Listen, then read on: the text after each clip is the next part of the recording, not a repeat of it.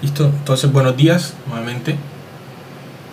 El día de hoy vamos a estar analizando y conociendo un poco sobre una determinación de una propiedad termodinámica bastante común para determinar la capacidad de absorber calor que tienen las sustancias. Esta propiedad termodinámica se denomina el calor. Es una función de estado.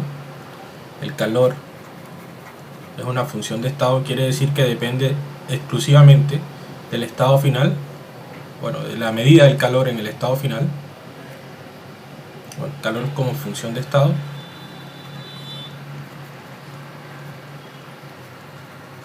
Depende exclusivamente del valor de esta función en el estado final. El estado final menos el valor de la función en el estado inicial.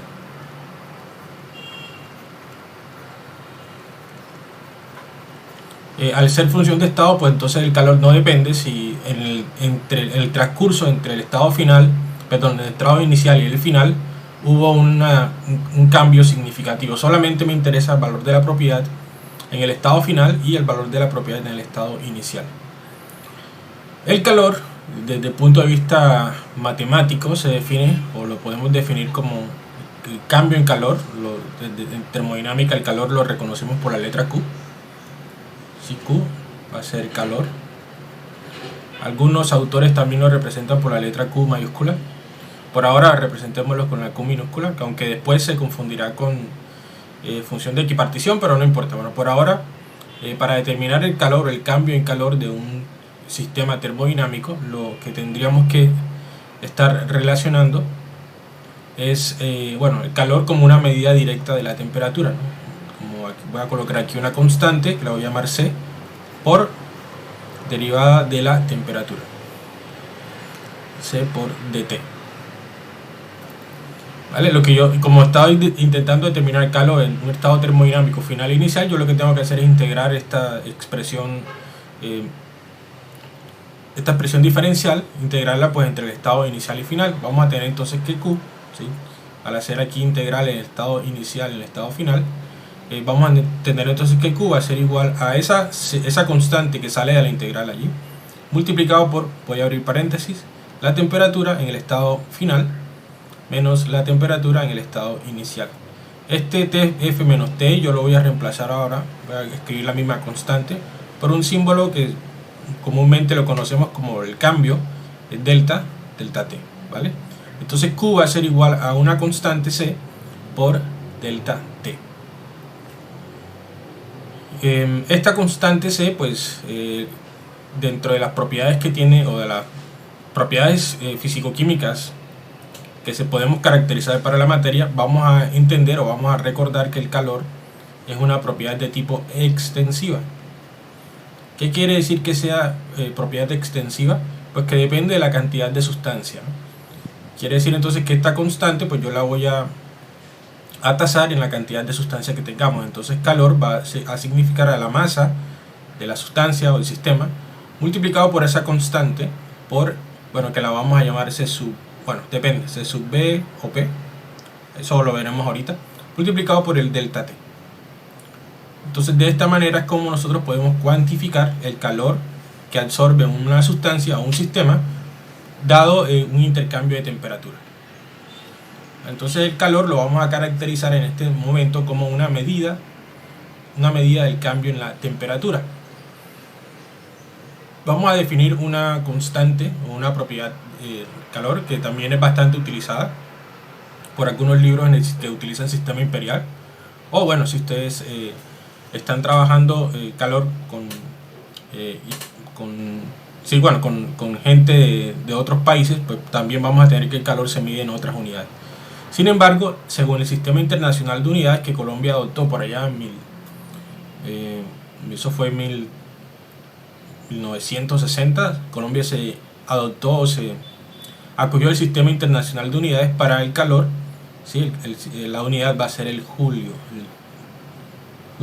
o bueno, también joule.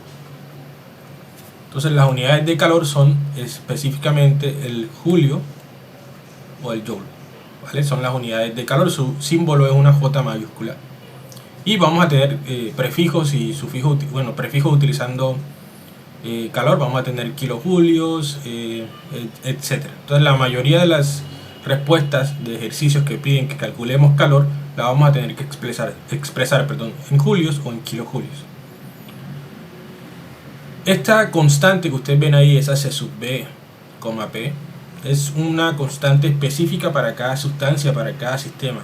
Y específicamente para el agua, cuando estamos hablando de la molécula de agua, ese valor tiene un valor experimental ya bastante determinado, igual a 4,184. ¿Qué unidades? Vamos a hacer un análisis dimensional aquí. Miren que calor tiene que tener unidades de joules, ¿no? De joules o kilojoules. Pero aquí tengo un producto de masa que debería estar en gramos. Entonces las unidades de esta constante, para que al hacer el producto de masa por la constante por delta T, que está en grados Celsius, tendría que entonces que llevar dividiendo gramos y grados Celsius. Y para que me queden joules, arriba entonces tendría que tener julios.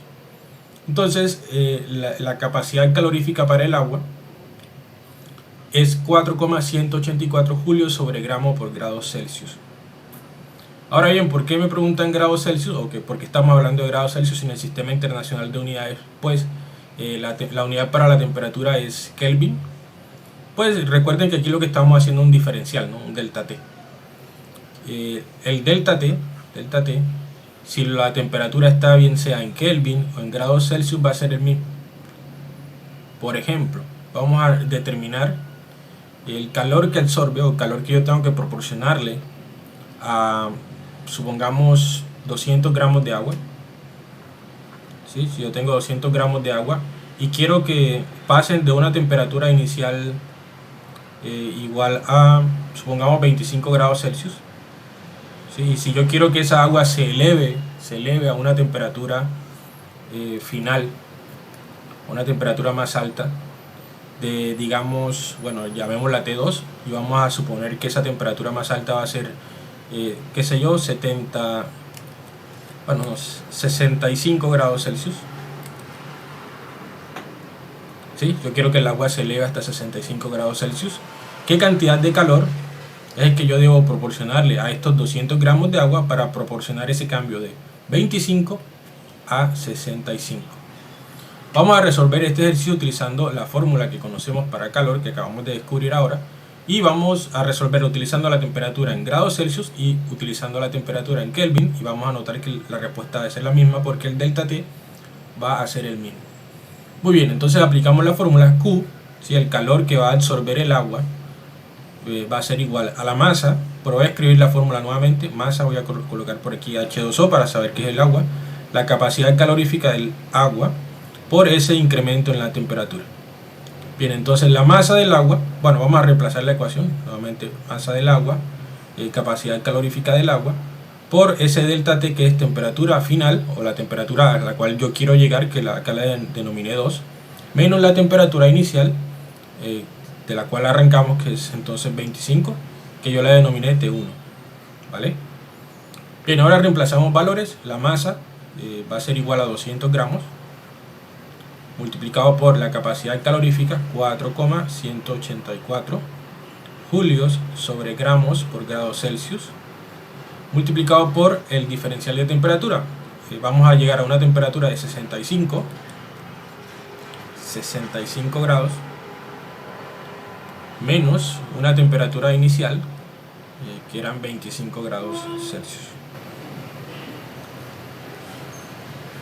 Bien, aquí entonces realizamos la operación matemática. 65 menos 25 pues es 40. Voy a cargar acá una calculadora.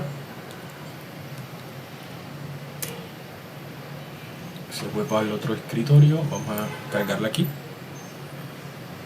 Veámosla por aquí. Bien, entonces vamos a tener 200. Bueno, resolvemos el paréntesis primero. 65 menos 25. 65 menos 25. Eso me da 40. Multiplicado por 4,184, que es la capacidad calorífica del agua, y lo multiplicamos por los 200 gramos. 200. Perdón, me pasé. 200. Listo, esto me da 33.472 33.472 julios. De un análisis dimensional miramos que aquí se cancela gramos con gramos y estos grados Celsius se cancelan pues con la diferencia de 40 que me da aquí adentro. Aquí da 40 grados Celsius que se cancelan con estos que están acá. Me queda esto en julios, ¿no? Normalmente si tenemos una cantidad excesiva pues la expresamos en kilojoules. Vamos a utilizar un factor de conversión. Simplemente conocer la equivalencia de que 1000 joules equivale exactamente a 1 kilojoules. Entonces simplemente sería 33.472 entre 1000. Eso es igual aproximadamente a 33,472 kilojoules. Y esa sería la cantidad de calor que yo tengo que suministrarle a aproximadamente 200 gramos de agua para que su temperatura se incremente desde 25 hasta 65. 33.000 kilojoules de energía en forma de calor, en forma de llama que se le acerque yo al sistema para incrementarle su temperatura. Es una cantidad bastante grande, ¿sí? Para determinar, o sea, para incrementar la temperatura del agua. Vamos a resolver el mismo ejercicio como les dije, pero ahora utilizando el delta T en Kelvin. Vamos a pasar por aquí. Recuerden que el delta T me dio 40 aquí, ¿no? 40 grados Celsius. Vamos a hacer el delta T acá en Kelvin. Para ello tendría que pasar las temperaturas a Kelvin. Tendríamos entonces que T1 va a ser igual a 25 grados Celsius, bueno, más 273, que es la escala para, bueno, la ecuación para convertir de temperatura en Celsius a Kelvin. Eso me da 298 Kelvin. Y la temperatura 2 está en 65 más 273. Esto me da entonces 273 y 318. A ver, 65 más 273, 338. Listo, entonces si hacemos la diferencia entre temperatura 2 menos temperatura 1, 338 menos 298, eso me da 40 Kelvin. Si alguien iba a participar.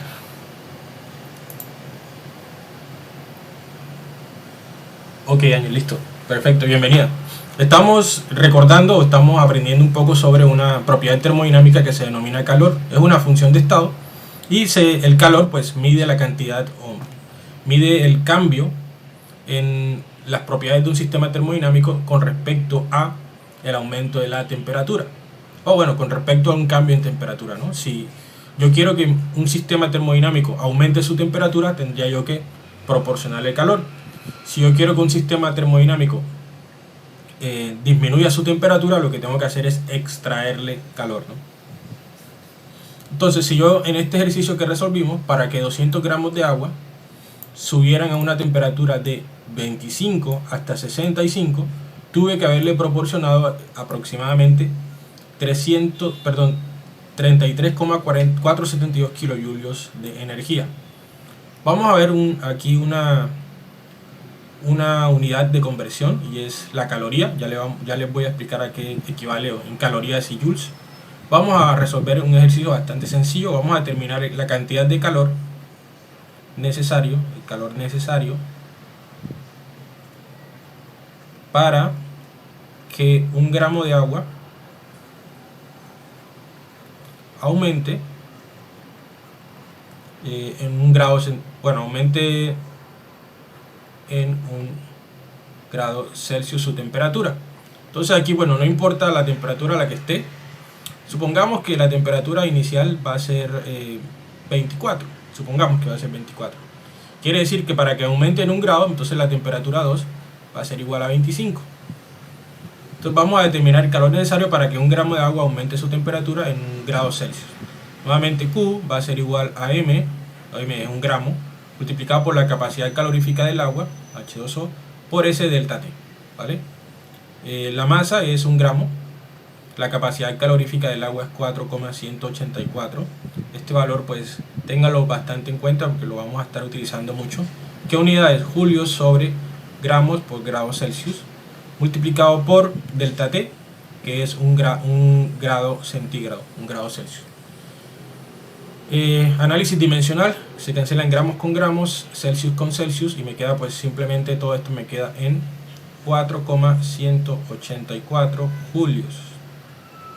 Sí, este es el calor necesario para que un gramo de agua aumente la temperatura en 1 grado Celsius. Fíjense que no hice el delta T porque bueno, pasamos de 24 a 25, aquí el delta T es 1 grado Celsius. Este valor que ustedes ven aquí, 4,184 joules, también es equivalente en el sistema imperial a unidades, o en el sistema internacional también, a una caloría. ¿Sí? 4,184 joules es equivalente a una caloría. Y la definición de caloría es el calor necesario para que un gramo de agua aumente en 1 grado Celsius. Esa es la definición de caloría. Bien, entonces ya con esto en mente podemos empezar a analizar o a resolver ciertos ejercicios. De hecho, el laboratorio de hoy se trata de utilizar un simulador que me va, valga la redundancia, a simular o a establecer todas estas condiciones que estamos viendo acá. Recuerden, diferentes materiales tienen diferentes valores de capacidad calorífica. Ese valor C que estamos viendo ya, ese C, se denomina capacidad calorífica. Y bueno, la capacidad calorífica es básicamente la cantidad de calor que le tengo que proporcionar a una sustancia para aumentar su temperatura en 1 grado Celsius. Diferentes sistemas tienen diferentes capacidades caloríficas. Ahora bien, vamos a hacer aquí una analogía de diferentes materiales que nosotros conocemos, que conocemos sus propiedades y de alguna manera intrínsecamente conocemos la capacidad calorífica, pero no la hemos determinado. ¿Sí? Vamos a clasificar diferentes sustancias por su capacidad calorífica. Entonces voy a colocar por aquí, qué sé yo, vamos a colocar... yo, pero no se escucha nada. A ver, yo reviso acá.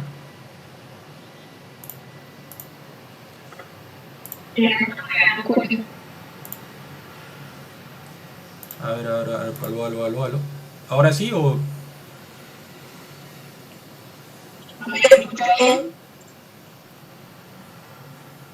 Bien, bueno, continuemos entonces mientras yo reviso la conexión apenas termine de explicarles esto, a ver qué es lo que está pasando. Bien, entonces estábamos hablando que tenemos diferentes sustancias a las cuales nosotros intrínsecamente o de manera empírica le conocemos sus capacidades caloríficas, sin embargo, pues no las hemos medido. En este caso, pues vamos a determinarlo simplemente de manera cualitativa. Un material, bueno, vamos a dibujar o a escribir por aquí un material, el icopor. El icopor, que bueno, su nombre científico químico es poliestireno expandido, simplemente que acá en Colombia la empresa que lo fabrica es el Instituto Colombiano de Porosos y por eso es que se llama icopor, pero su nombre correcto debería ser poliestireno expandido. Pero bueno, vamos a colocar ahí el icopor, vamos a colocar por acá el agua, y vamos a colocar otro material, una lámina, bueno, cobre, qué sé yo, o metal, voy a colocar por aquí metal. Entonces, imaginemos que nosotros acercamos una fuente de calor. Bueno, el icopor obviamente aislado, ¿no? Pues si le coloco una fuente de calor directo se va a... Bueno, Profe, no se escucha nada. Ya, voy a cambiar entonces de red. Regálame un segundito. Nela, pero eres tú, porque nosotros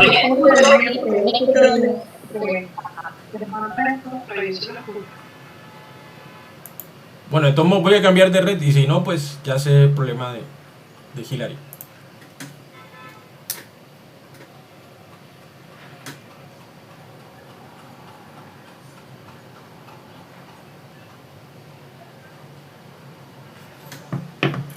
Ya, regálame un segundo, cambiamos acá de red.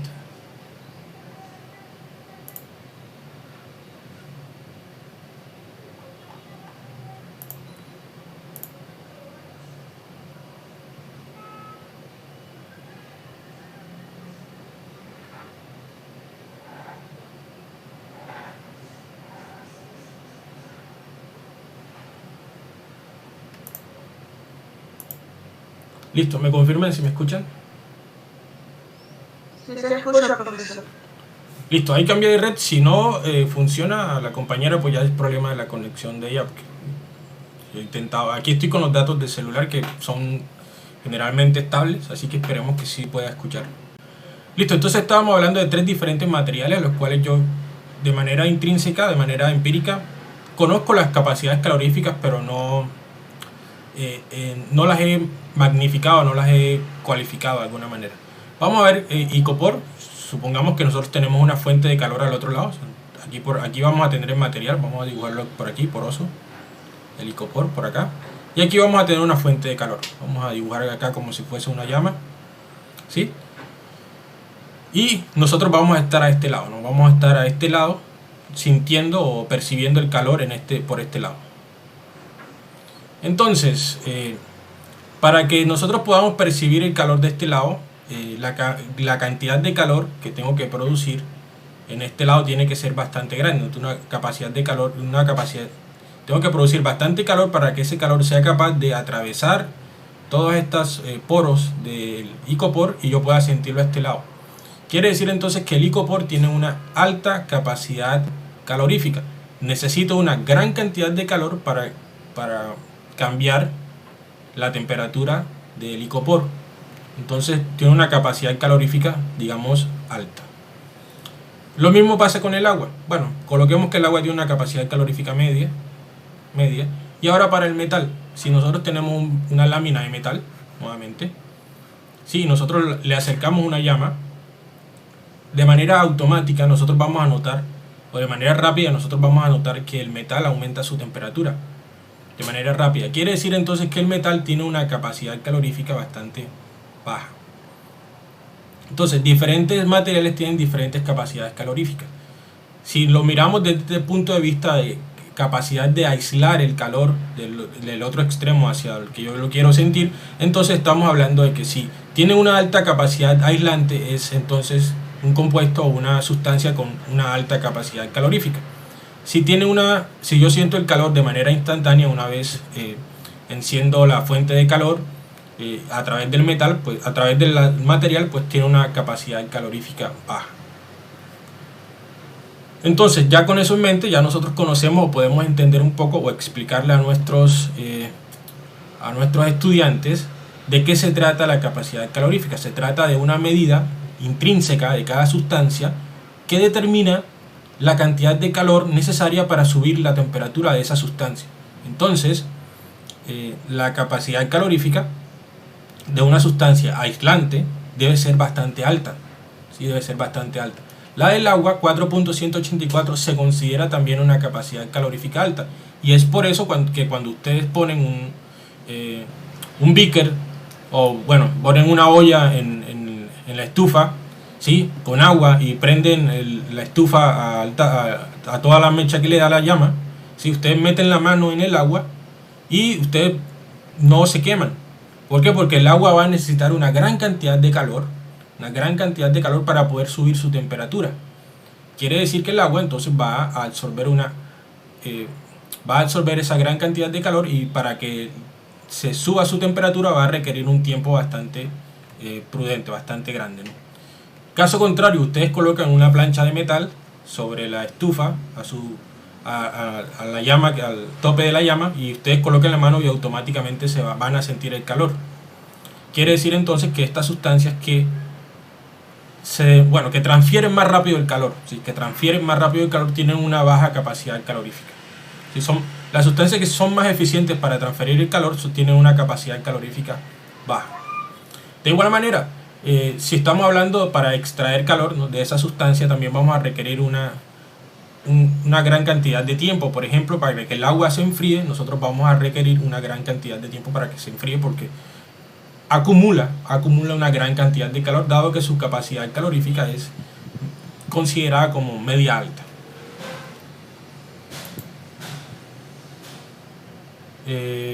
Bien, sigamos entonces. Bueno, por acá vamos. Regálame un segundo.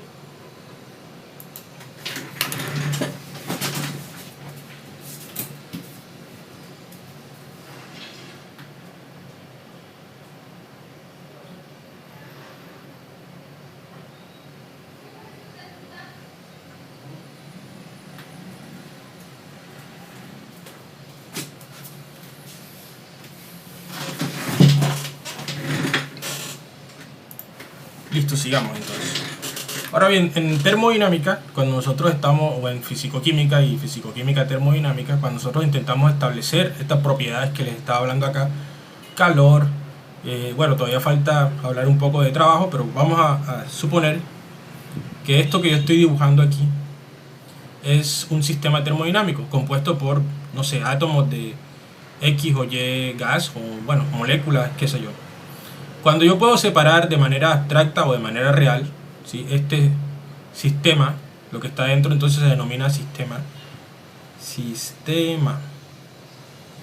Lo que tenemos por fuera del sistema, pues su nombre lo dirá, se llama alrededor o entorno. Esto por acá se denominará entonces entorno. O bueno, alrededor también. Alrededor. Y la unión entonces del sistema más el entorno da origen a lo que nosotros conocemos como universo. Según la ley cero de la termodinámica, la ley cero de la termodinámica de equilibrio térmico, vamos a hablar un poco sobre lo que le sucede cuando un sistema termodinámico intercambia energía con el entorno. Hay una ley, la ley de conservación de la energía, dice que la energía no puede ni crearse ni destruirse, solamente puede transformarse. En este caso vamos a estar hablando de que la energía se transfiere, bien sea del entorno, ¿sí? Si del entorno transfiero energía en forma de calor a mi sistema, pues mi sistema va a ganar calor, ¿vale? Pero si mi sistema está más caliente que el entorno y ese sistema libera energía hacia el entorno, entonces mi sistema va a perder calor. Por convección o convención del calor, el calor siempre va a fluir. La manera como fluye el calor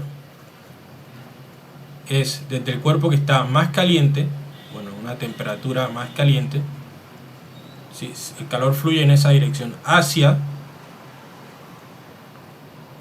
el cuerpo que tiene una temperatura más fría. Entonces el calor fluye siempre desde el cuerpo que está más caliente hacia el cuerpo que está más frío. Convección del flujo de calor, ¿no? Bien, entonces estamos hablando de dos sistemas, de sistema y entorno y alrededor. Vamos a hablar ahora cuando yo tengo dos sistemas interactuantes.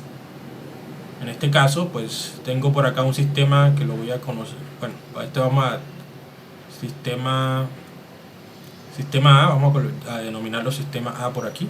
Y voy a tener otro sistema que en este momento no están interactuando. En este momento no hay interacciones entre otros sistemas, lo voy a llamar sistema B. El sistema A está a una temperatura A, valga la aclaración, y el sistema B está a una temperatura B, ¿vale? Teniendo la misma convección. A es mucho más caliente y B es mucho más frío, ¿vale? ¿Qué va a pasar ahora? Voy a poner a interactuar estos dos sistemas termodinámicos. Entonces voy a copiarlos por aquí y voy a pegarlos acá abajo. Y lo que voy a hacer, lo que voy a propiciar es que estos dos sistemas termodinámicos interactúen. Entonces voy a acercar el sistema B al sistema A. Vamos a acercarlo, a pegarlos allí. Bien, se pegaron los dos sistemas. La pared va a permitir un intercambio de calor. La pared que separa A y B, o las paredes, van a permitir intercambio de calor. Y en este caso, ¿qué va a pasar? Les pregunto. ¿Será que el calor va a ir de este lado hacia este lado? ¿O va a ir de este lado hacia este lado? Tomando la misma analogía. El cuerpo rojo está más caliente que el verde. La pregunta es, ¿el calor va a fluir del azul hacia el rojo o del rojo hacia el azul? ¿Qué opinan ustedes?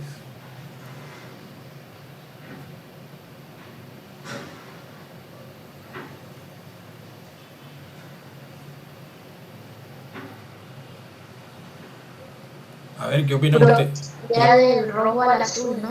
Muy bien, del rojo hacia el azul, porque el rojo está mucho más caliente, ¿no? Si el cuerpo que está rojo está mucho más caliente, entonces el calor va a ser transferido del cuerpo que está rojo, ¿sí?, hacia el cuerpo que está azul, que está a una temperatura más bajita. De esa manera es como va a fluir el calor. Entonces vamos a ver qué pasa desde el punto de vista de quién gana y quién pierde calor, ¿sí? A la larga, después de que estos dos sistemas están interactuando por un tiempo suficiente, ¿sí?, la temperatura de ambos sistemas se van a equilibrar. Vamos a llegar a un término termodinámico que se denomina equilibrio térmico. ¿Sí? Ahora el sistema se va a convertir en sistema C. Denominemos entonces, bueno, ambos A y B se van a convertir en sistema C con las mismas propiedades y van a estar a una temperatura que le vamos a denominar temperatura C. Aquí se alcanzó el equilibrio térmico. Equilibrio térmico. Se ha alcanzado el equilibrio térmico. La temperatura C, esa temperatura del sistema en el estado C, debe ser una temperatura intermedia entre A y B. Quiere decir que C debe ser menor que la temperatura, bueno, debe ser mayor. Sí, la temperatura en C debe ser mayor. Vamos a colocar por aquí con el color que corresponde. Debe ser mayor que la temperatura de B y debe ser menor que la temperatura de A. Quiere decir que la temperatura de C debe estar en ese medio de temperatura, ¿no? Entre A y B. Entre A y B. Ojo, esto hay que tenerlo bastante en cuenta cuando resolvamos ejercicios y la temperatura, bueno, supongamos que A esté a 80 grados Celsius y B esté a 30, ¿vale? La temperatura C debe ser una temperatura entre 80 y 30. No puede ser ni mayor que 80 porque el sistema no le ha entrado calor por ningún lado, ni menor que 30 porque el sistema no va a perder más que ese calor. Entonces, ojo con ese término, la temperatura C debe ser intermedia entre estas dos temperaturas. ¿Cuándo se alcanza el equilibrio térmico? Claro está. Ahora bien, desde el punto de vista termodinámico vamos a analizar qué le pasa al sistema A y qué le pasa al sistema B. Bueno, el sistema A vamos a colocarle aquí Q sub A. ¿Sí? Lo que va a suceder con Q sub A es que, como nuestra compañera nos dijo, el calor va a fluir desde el sistema A hacia el sistema B. Quiere decir que A va a perder calor. A pierde calor. Pierde calor. Y desde el punto de vista termodinámico, el sistema B, Q sub B, está ganando calor, ¿no? Porque le está entrando calor del sistema A. Entonces Q sub B lo que le está sucediendo es que está ganando o gana calor. Entonces el sistema A pierde calor o pierde energía y el sistema B gana calor o gana energía. Si el sistema A pierde calor, yo le voy a colocar un signo negativo para reconocer entonces que ese signo negativo quiere decir que ese sistema va a perder calor. Y para el sistema que gana calor, pues lo vamos a reconocer con un signo positivo. Para asumir entonces que está ganando calor. Ahora bien, entonces vamos a ejemplificar esto en un ejercicio que vamos a resolver. Sí, vamos a resolverlo diciendo entonces que calcule la temperatura de equilibrio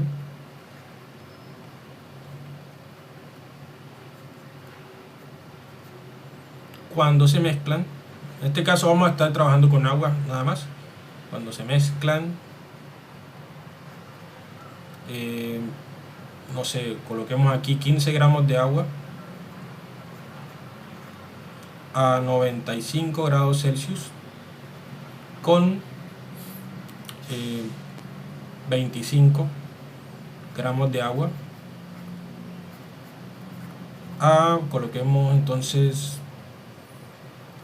a 6 grados Celsius. Entonces tengo aquí dos sistemas, un sistema compuesto por 15 gramos de agua. Vamos a colocar por aquí este sistema. Tiene una masa igual a 15 gramos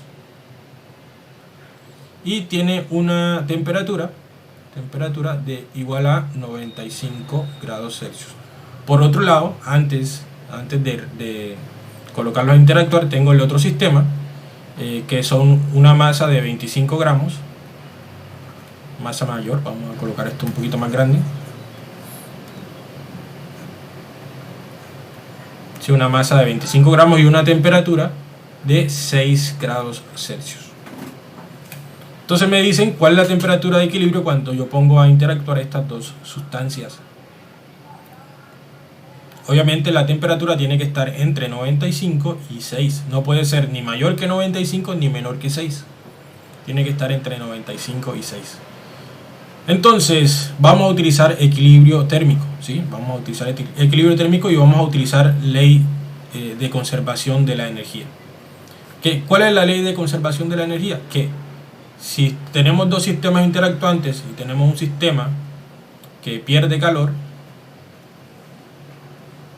bueno, la suma del calor, lo que quiere decir la ley de conservación de la energía es que la suma del calor del cuerpo que pierde más la suma del calor del cuerpo que gana debe ser igual a 0. ¿Sí? La energía no se va a perder, simplemente se va a disipar o va a transferirse de un sistema hasta otro sistema. Es decir, que va a haber una conservación de la energía. En este caso la energía no se va a perder, ¿sí? Eso es lo que quiere decir la ley de conservación de la energía. En este caso entonces voy a escribir el sistema entonces rojo. Vamos a escribir la fórmula para el calor, para el sistema rojo, o el sistema que está a una temperatura mayor. Va a ser igual a la masa por la capacidad calorífica. En este caso estamos hablando de agua, así que la capacidad calorífica del agua va a ser la misma que venimos trabajando, 4,184 julios sobre gramos por grado Celsius. Esa va a ser la capacidad calorífica del agua, el valor que vamos a reemplazar aquí, sub E, por ese diferencial de temperatura. Recuerde que el cuerpo rojo va a llegar a una temperatura final que va a ser la temperatura de equilibrio, la temperatura de EQ. Estamos hablando de equilibrio térmico, ¿sí? Temperatura C que estábamos denominando acá, la temperatura a la cual los cuerpos se van a equilibrar. Va a ser la temperatura final, va a ser la temperatura de equilibrio menos la temperatura inicial del cuerpo que está más caliente, ¿no? Y de manera análoga, pues también para acá a la derecha vamos a tener entonces que el calor que gana el cuerpo a la derecha, que está a una menor temperatura, va a ser igual a la masa de ese cuerpo, 25, por la capacidad calorífica, que sabemos que es una constante, multiplicado por ese diferencial de temperatura. ¿A qué temperatura va a llegar el cuerpo azul? Pues a la misma temperatura de equilibrio. Recuerden que ambos sistemas van a llegar al equilibrio térmico, menos la temperatura a la cual inicialmente se encontraba ese cuerpo azul. Y aquí cerramos paréntesis. Les dije, por equilibrio, ¿sí? El calor de A más el calor de B debe ser igual a 0.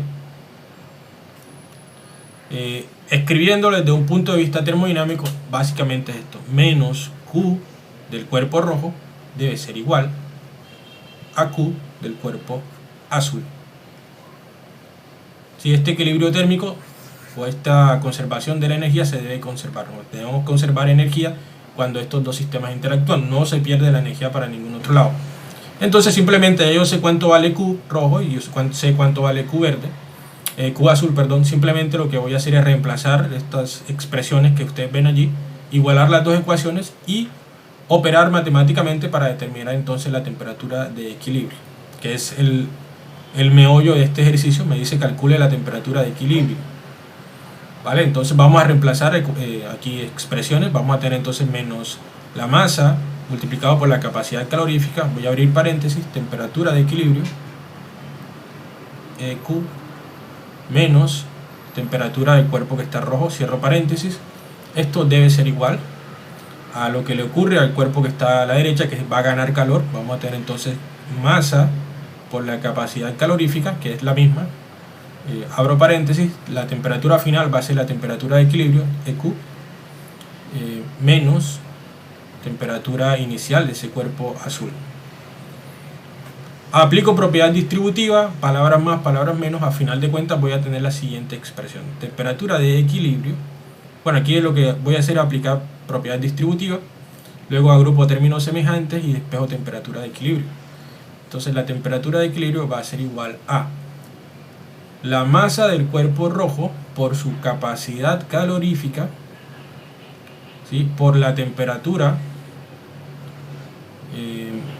de ese cuerpo rojo, más la masa del cuerpo azul por la capacidad calorífica del cuerpo azul. Estamos hablando de la misma sustancia, por la temperatura del cuerpo azul. Todo esto dividido dividido entre la masa por la capacidad calorífica. Entonces vamos a tener la masa del cuerpo rojo por la capacidad calorífica más la masa del cuerpo azul por la capacidad calorífica. Estas operaciones son independientes, no hay que resolver resolver la operación matemática, hacer las sumas, porque aquí no puedo cancelar esto con esto, no lo puedo cancelar porque esto es una fracción, ¿no? Una suma de fracciones.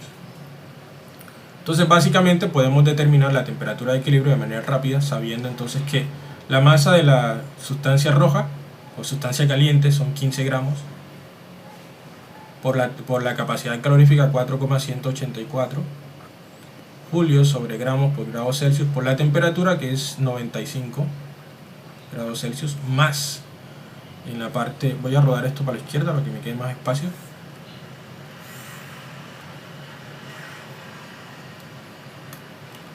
más la masa de la sustancia que estaba más fría.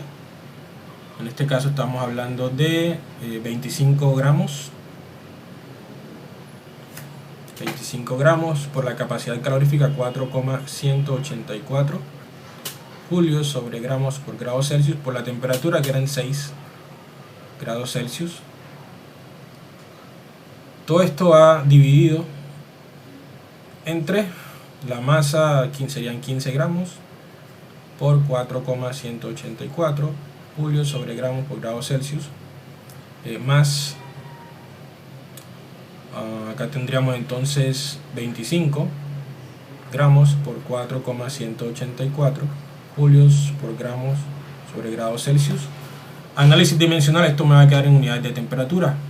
Vamos a resolver el cálculo matemático para determinar la temperatura de equilibrio. Entonces serían, arriba serían 15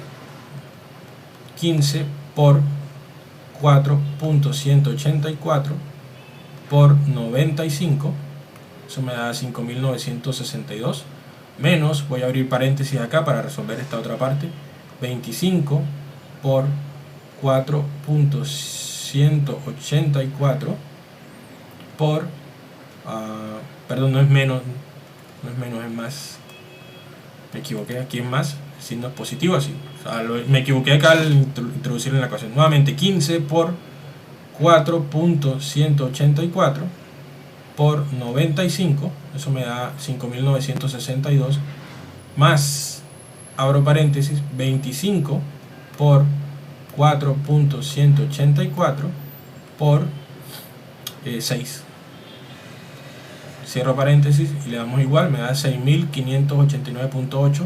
Esto lo vamos a dividir entre esta suma, bueno, suma de productos que tengo acá abajo, abro paréntesis doble, entonces sería 15 por 4.184, cierro paréntesis, más, abro paréntesis, 25 por 4.184, cierro paréntesis, cierro paréntesis.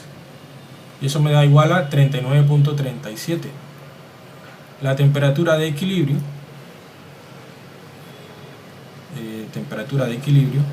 39,37 grados Celsius. Va a ser igual a la temperatura de equilibrio. Eso es cuando dos sistemas interactúan, ¿no? Recuerden que 39 me dio en el rango que estaba esperando. La temperatura tiene que ser inferior a 95 y mayor a 6. Me dio exactamente 39.37. Bien, ya para finalizar esta explicación de calor, yo por acá cierro la persiana que se está entrando el sol. Listo, entonces ya para culminar esta explicación de calor, vamos a hablar de una propiedad que le ocurre al agua o que le ocurre a la mayoría de las sustancias. Sin embargo, está mucho más estudiada y explicada para el agua.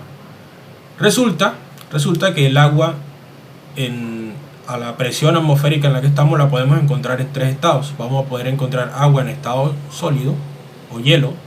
Sí, vamos a poder encontrar agua en estado sólido. Vamos a encontrar agua en estado líquido. Y también vamos a encontrar agua en estado gaseoso.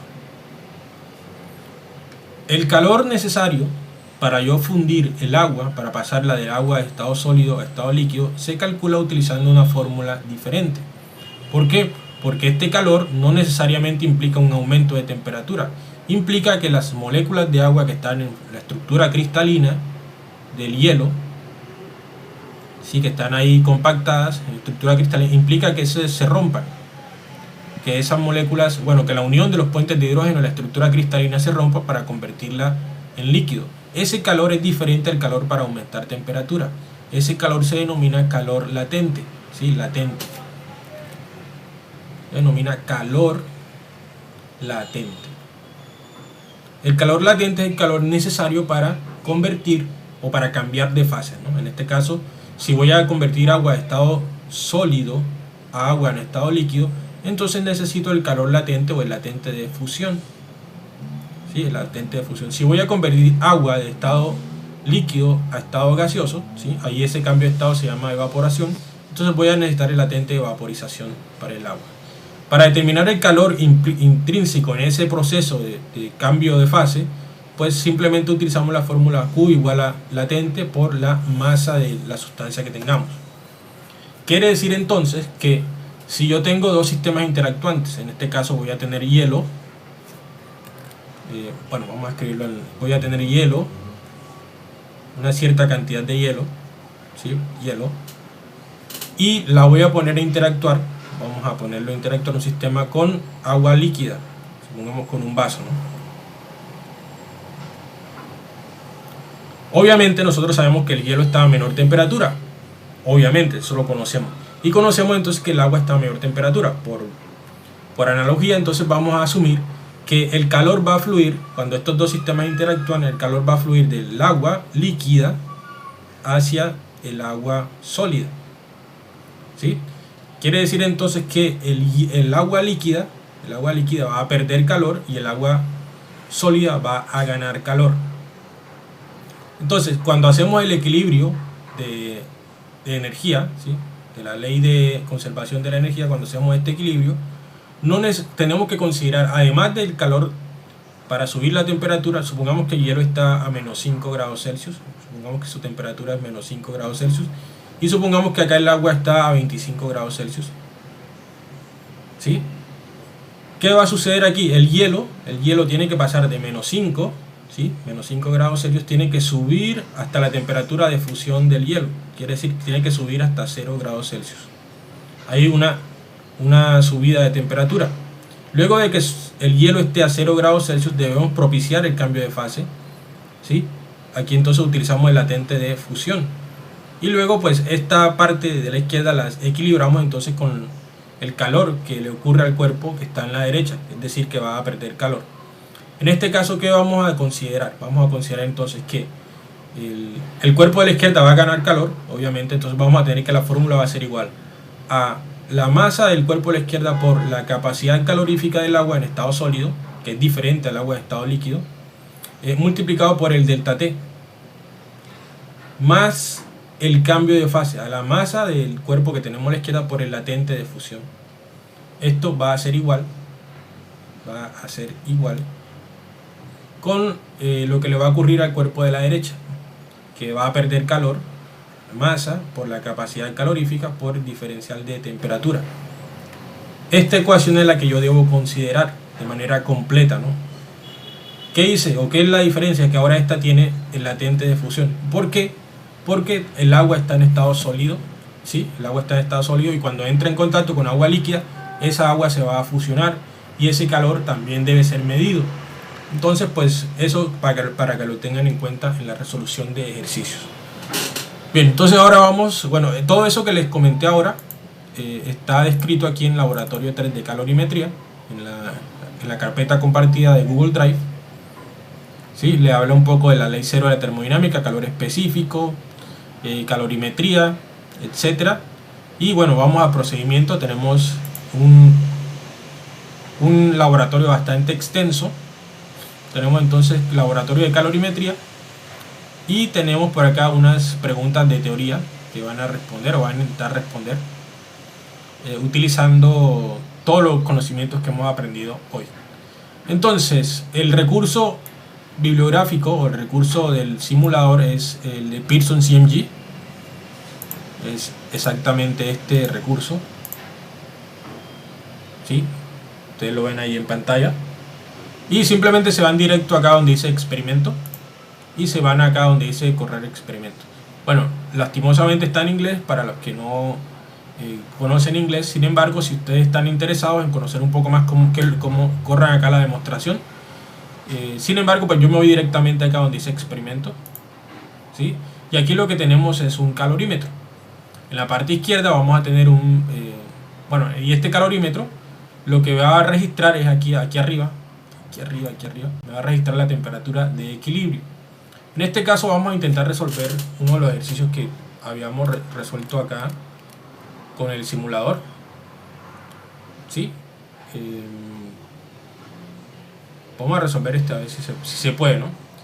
15 gramos de agua a 95 con 25 de hielo, 25 a 6. Entonces listo, aquí vamos a escoger, tenemos diferentes sustancias, tenemos líquidos, sólidos y soluciones. Entre los sólidos tenemos metales y diferentes disoluciones. Voy a escoger por ahora líquidos y vamos a trabajar con el líquido de preferencia. En este caso voy a trabajar con agua.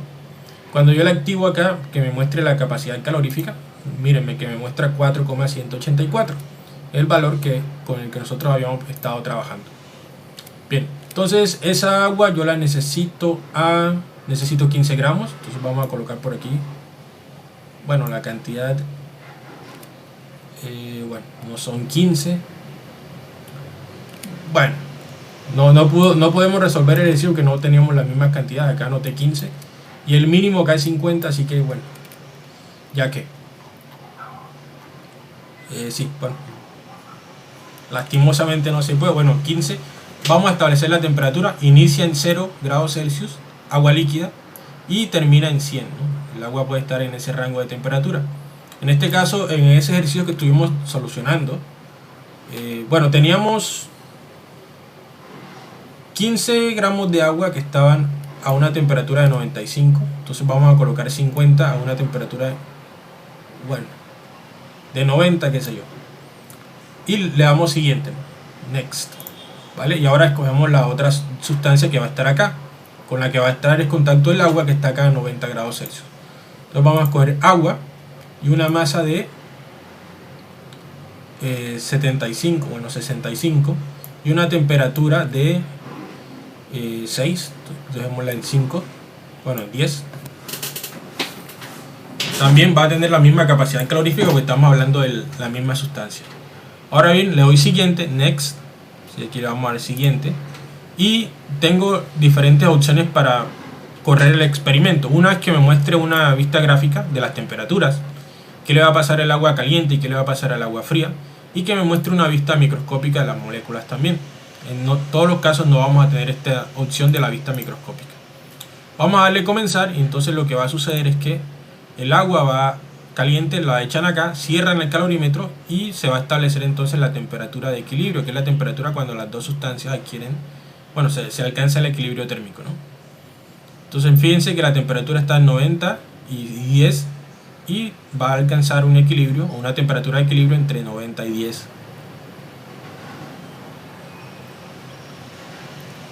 Vale, la temperatura de equilibrio fueron 44.78. Estoy seguro que si realizamos este ejercicio acá, pues nos va a dar la misma ecuación. Vamos a intentar resolverlo acá para que vean ustedes que me va a dar la misma 44.78. Entonces sería masa del agua, voy a abrir paréntesis aquí, 50 por 4.184 por la temperatura de equilibrio acá serían 90. Perdón, temperatura del sistema que estaba más caliente, 90,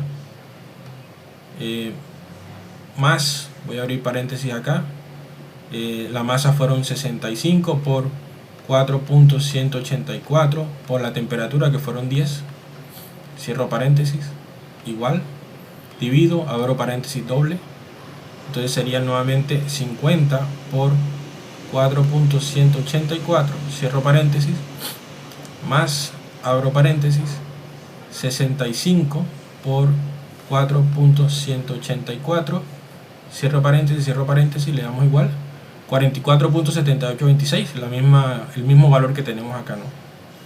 44.782608, exactamente es esto que tenemos acá, y acá el simulador me arrojó una temperatura de 44.78. Voy a replay el experimento para que ustedes vean lo que le sucede a las temperaturas, ¿no?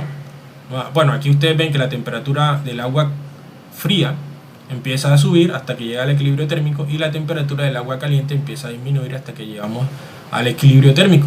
Finalmente vamos a fijarnos aquí en la vista de lo que está ocurriendo de manera microscópica. Voy a darle replay y vamos a ver entonces qué es lo que sucede.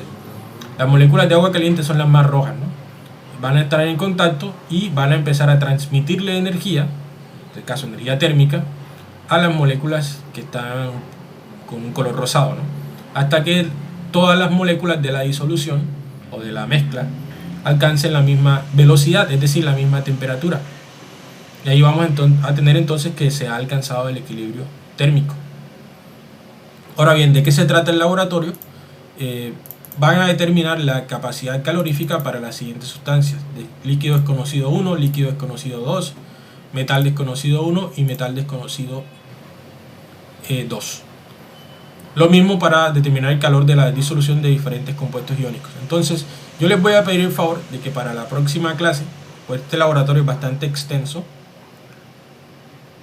que para la próxima clase por lo menos hayan determinado la primera parte. Y pues ya vayan resolviendo esta otra parte que tenemos acá. ¿Cómo pueden determinar la capacidad calorífica de la sustancia utilizando este recurso? Nuevamente vamos acá, voy a darle reset y todo se me resetea como si no hubiese ocurrido nada.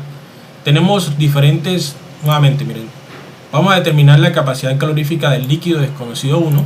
Entonces obviamente yo tengo que diseñar un experimento, ustedes tendrían que diseñar un experimento en donde van a determinar la capacidad calorífica. ¿Cómo? Recuerden, acá ustedes tienen todas las herramientas para desarrollar un experimento. Tienen entonces que, ustedes pueden considerar el líquido desconocido 1, ¿sí? El líquido desconocido 1. Bueno, obviamente, si ustedes activan acá, les mostrará la capacidad calorífica, ¿no? 2.26, pero la idea es que ustedes determinen ese valor, 2.26, de manera teórica. ¿Sí? ¿Cómo lo van a hacer? Entonces ustedes van a considerar una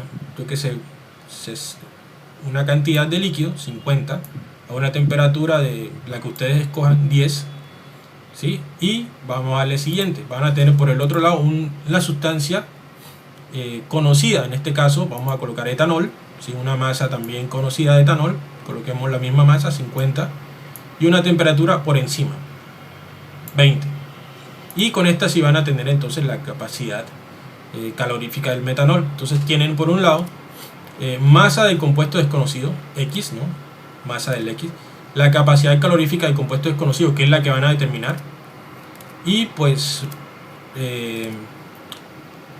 tienen masa por delta T, ¿no? Delta T de ese compuesto desconocido, X, le vamos a colocar por aquí. Esto debe ser igual, bueno, recuerden, este está a menor temperatura, ¿no? Entonces este va a ganar calor. Esto debe ser igual a la masa del etanol por la capacidad calorífica del etanol por el diferencial de temperatura del etanol. Y lo que van a determinar es básicamente este valor. ¿Cuánto es delta X sub T?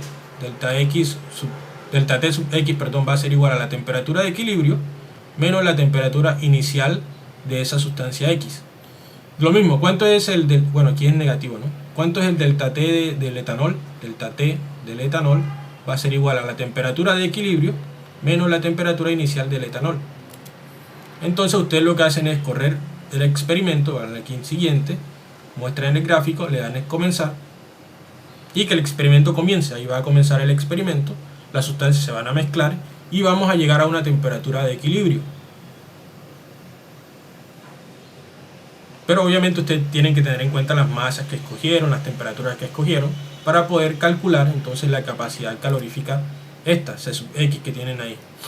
La capacidad calorífica del compuesto X va a ser igual a simplemente menos la masa del etanol por la capacidad calorífica del etanol por el diferencial de temperatura del etanol sobre la masa de la sustancia X por el delta T de la sustancia X. Bien, Aquí se está alcanzando el equilibrio, entonces aproximadamente 15.21 va a ser la temperatura de equilibrio, que es la que ustedes van a reemplazar aquí.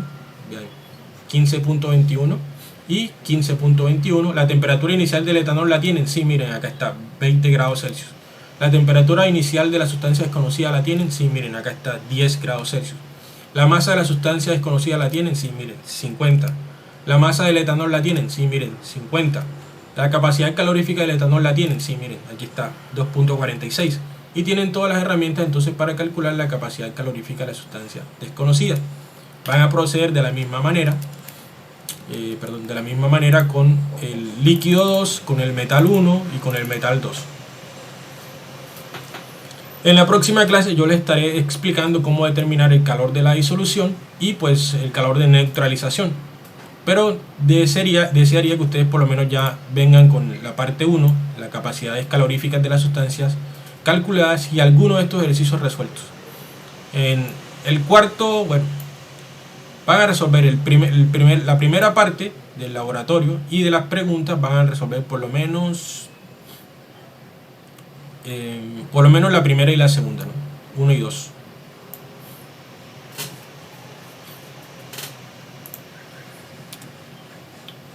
Entonces, ¿sí comprendieron las instrucciones?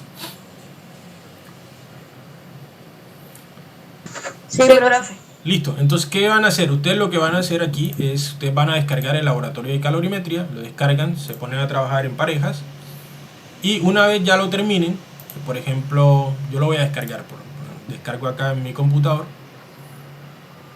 sí, lo voy a guardar ahí en el escritorio y trabajo, supongamos que yo trabajé con mi compañero, ¿no? Entonces yo, ahí está. Entonces le cambio el nombre y le coloco los apellidos de mi compañero, como por ejemplo Ruiz y Díaz. ¿Vale? Supongamos que trabajó Carol Díaz y Dayana Ruiz. Supongamos que trabajaron juntas. Una vez terminan y desarrollan el ejercicio, lo suben a cada informe.